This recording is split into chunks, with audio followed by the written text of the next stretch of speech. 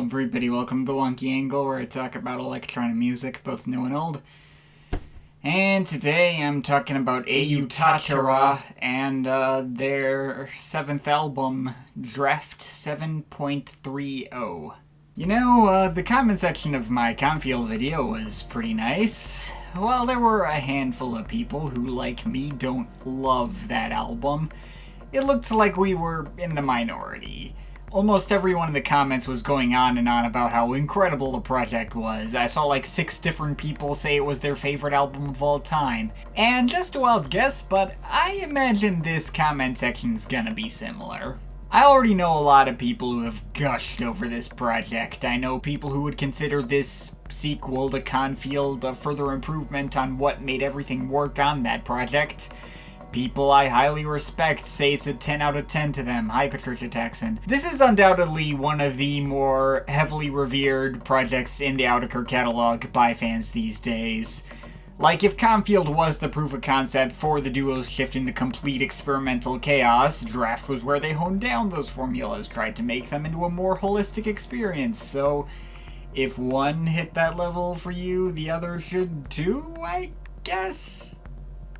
God, I've really been dreading this video. Alright, you know what? I'm not gonna beat around the bush anymore with this one. Draft is my personal least favorite Autechre album. Personal enjoyment-wise, it's in dead last. Like, Confield may have been way out there, but it still had moments I thought were great. It had Cipher and it had Pen Experts. And even Chiastic Slide, which mostly left me dry and detached as well, feels warm and cozy in comparison to Draft. I possibly might rank the NTS sessions marginally lower thanks to its ridiculous length. I will say I'd much rather revisit Draft than go through all 8 freaking hours of that project again. But I don't know, I still feel like I got more out of NTS just percentage-wise. Despite all the crushing hours of material that doesn't interest me at all, there's still probably at least a solid double album of material I can get out of NTS that I properly do enjoy. Draft, well, it's not really so much that I don't like Draft, it's that I've only ever been completely ambivalent to it. Nearly every listen I've given it over the past 5 odd years have just gone in one ear and out the other, without eliciting any sort of visceral reaction out of me. I just completely flatline through it every time. Whenever I make caveats about being a fan of this band and saying I'm a surface level fan of them, I always specifically have Draft in mind when I say things like that. And the worst part of all of this is, I don't feel like I have a strong justification for this hot take.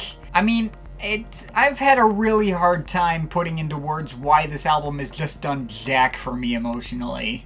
I've seen other people who are ambivalent on Draft, but a lot of their takes have felt kinda off base, like those people listened to a totally different project from the one I heard. I feel like I've heard people describe this project as accessible, or straightforward, or even a throwback to sounds of old albums like Surripere. And I personally do not see any of these observations at all. As I said earlier, I see this project more as a doubling down on the most experimental aspects of Confield.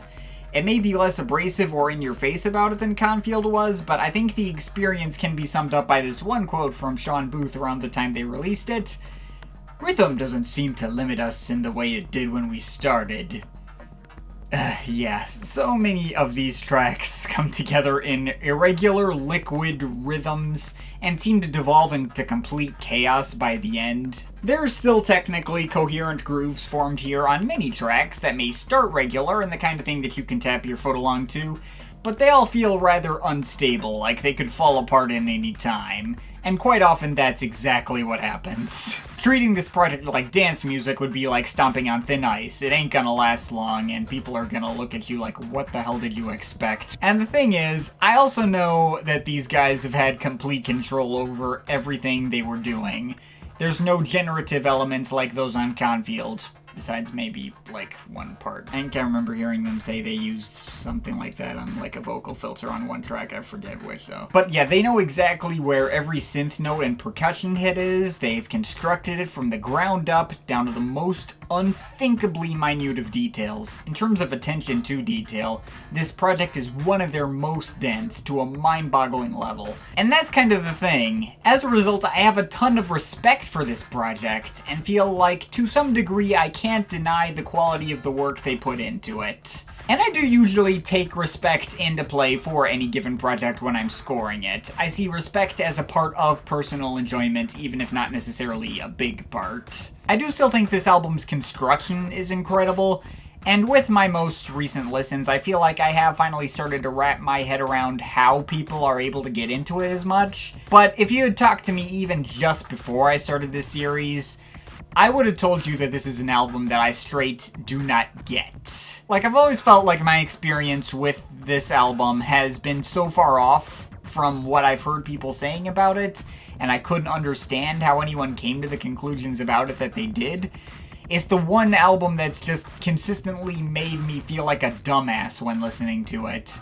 Like, there's something about this project that just makes it reach transcendental levels for people that I'm completely incapable of seeing, and I must be nothing but a dirty plebeian. I mean, I think it's really reductive to label people's tastes as pleb, and I've always resented that kind of hipster attitude that birthed that whole mindset. People should just like and dislike whatever the hell they want. But I would be lying if I said I didn't still feel like I was missing out. I've just felt like the reverse of that out of touch Skinner meme. I've given it lots of chances over the years, and it never feels like enough. Though at the very least, in my most recent listens, I've started to feel like I could understand where people were coming from when they talk about how much they love it. Which is something. I'm not going to sugarcoat my personal feelings on these tracks, but we'll just see how things go, I guess. May as well get into the individual tracks. Here goes nothing. So, we start out with Xylem Room.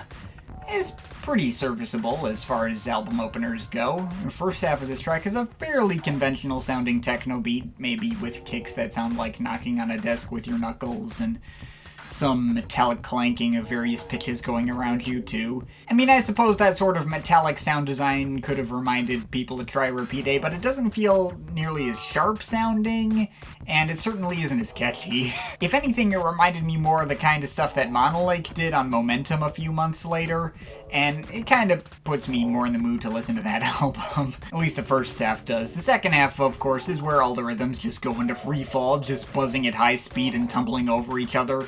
They do have the decency to include a few tiny electric piano licks on top, though, so that's nice. It's alright. The track's alright.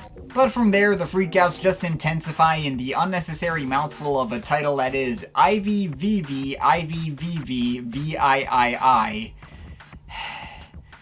With all the brittle percussion smashing all over the place and buzzing melodic textures attempting to give the mix some more drive, but kind of just giving up partway through. It feels like your senses have been altered so that every little noise around you sounds like a reverby breakbeat hit and you feel like you're falling down an endless staircase. I mean, it does build some compelling atmosphere out of its freakiness and creates an absolutely dizzying experience, but I mean that both figuratively, in the sense that it's super impressive to listen to, and more literally, in that it can easily give me a headache or even nauseate me. This one actually did grow on me a little as of late. It can be fun sometimes, but I really gotta be in the right mood to get into that one. Next track, 6IE.CR, does have one of the more coherent grooves on the album with its buzzing beats that have some real heaviness to them. You could theoretically headbang to this one. This was a favorite initially, but the way all those snares and hi-hats are stuttered so heavily to the point of where they're on the border of rhythm and pitch, it's a cool effect, but it got kind of grating and wore out on me with repeat listens. It was also sharp and brittle sounding and kind of cut out the punch it could have had. Though this track also does end in a nice little more ambient breather moment with some weird flute-y sounds that are a bit more pleasant. That's cool, I guess. Then there's Tapper, which is basically a thinner and less abrasive companion to Bine from Confield. Still probably like that track more. It just felt like its sounds came together to create a more affecting and well-realized experience. like they were kind of forming their own kind of space in another dimension. Tapper, meanwhile, feels like a bunch of strange elements that don't quite coalesce together. It's subtle but screechy reverb-covered synth stabs, it's less than coherent webbing bass lines, it's dripping percussion and wobbly organ pads. Don't really feel like they're working together, they're just kind of there in the same place. Though on the other hand, it does kind of feel like the kinds of sounds you might find like occurring in nature. Like it's setting up its own alien environment. It could work in that way. Still not a particular favorite. Another one of those tracks where I feel like I don't have solid ground to stand on and I'm kind of being shaken around subtly like on a bus ride. But I guess I can respect it. Thankfully, we lead into Surripere, the 11-minute centerpiece of the album, and one of the few tracks from here I feel like I properly learned to like. It's a good track. The kind of which that would stick out to you pretty immediately thanks to its length. You know, this was back in the days before all of Autechre's tracks were like 11 minutes. And it has a really neat progression to it. It starts with this subtle plinky percussion and haunting organ pads that buzz away and feel like they're giving the track some kind of emotional stakes and drive. Kind of thing that might have worked on LP5. But of course, as you go on, that kind of environment and structure they built up starts to feel like it's being torn apart piece by piece. Some louder and heavier percussion comes in to crash through, stuttering snippets of metallic groaning, other honking sounds. The percussion gets more irregular and chaotic as usual, and by the end, no sounds that would have been familiar from the track's opening moments are left in a recognizable form anymore. There have been my fair share of listens where it felt like the most chaotic parts at the end got a bit too drawn out for their own good, and also the track just abruptly ends in a hard cutoff. But, you know, I honestly can't complain too much about this one. It is undoubtedly one of the big bright spots from this project. Theme of Sudden Roundabout in some ways feels like it picks up from where Surripere left off with its watery echoing pads in the background and mostly formless percussion sequences. Not to mention I like how this track kind of progresses in like the reverse of most of these tracks. Starting out all chaotic, but forming a more regular groove that feels more coherent as it goes on. I like all those elements, but on the other hand, there are these squelchy, maybe percussive textures all over the place, and I am sorry, they just sound like farting. Like a whoopee cushion, but one that's squirting some kind of liquid that probably should not be there, and it's just gross sounding and distracting. Kind of kills this track for me and makes it difficult to fully take seriously. VLAL5, meanwhile, never stuck out to me much at all. I suppose it reprises some of the knocking textures from Xylan Room, with other watery string pads, lethargic detuned synth hums, maybe some modulated vocal snippets. It's interesting enough, I suppose, but the second it's done, the whole thing disappears from my head without a single detail or texture I found particularly noteworthy. And I'm not talking about melodies, just I don't remember anything about it, the way it sounds or anything. Then we got P.:until. That track also kind of tends to pass by me, but it is more interesting when I actually do pay attention to it. It has some neat dissonant melodic plinking textures over its usual buzzing and clanking percussion. Even has some little acid squirting here and there that I thought was cool. That one's not bad. But then we get V-Proc, which is the other really big bright spot on this album that I properly enjoy every time I put this thing on now. It may start out with all these wubbing and heaving metallic sounds that groan and bend and echo out. They do form a unique and surprisingly immersive and steamy atmosphere that way, but it's when we get a little past the minute mark when the super hard-hitting break beats come down and just slam into the mix, hitting harder and more satisfying than any other beat on this album, and turning this track into the album's equivalent to Pen Expers. Doesn't go as far off the chain as that one, but hits roughly as hard. This track is actually really good. I like it a lot, almost certainly my favorite on the album. And then finally we finish with Reniform Puls, which, while not quite as resonant as V-Proc or Surripere, is a relatively satisfying way to go out. Does bring in some more proper melodic progressions in the beginning that are nice and bubbly, got a couple of string washes and other weird noises that sound like ice and drink machines at a restaurant or something. And as usual, all the weirder and more frantic textures kind of overtake the more melodic ones as you go on. Though never at any point does it go way over the top abrasive, stays pretty low-key the whole time, even reduced to some really quiet electronic pattering sounds in the last minute and a half or so. Not exactly so enamored with its sound design that it really makes me want to go back to it all by itself, but you know, at least we are ending on a high note. So, that's Draft 7.30. Album's fine, I guess. I don't hate it. Look, I have listed out several negatives when going through all the various tracks in this project and how I find this album's specific brand of experimentalism to generally be a bit of a headache. But basically every negative I may have pointed out I can easily see being positives for other people. Textures that weren't to my taste that will work for them.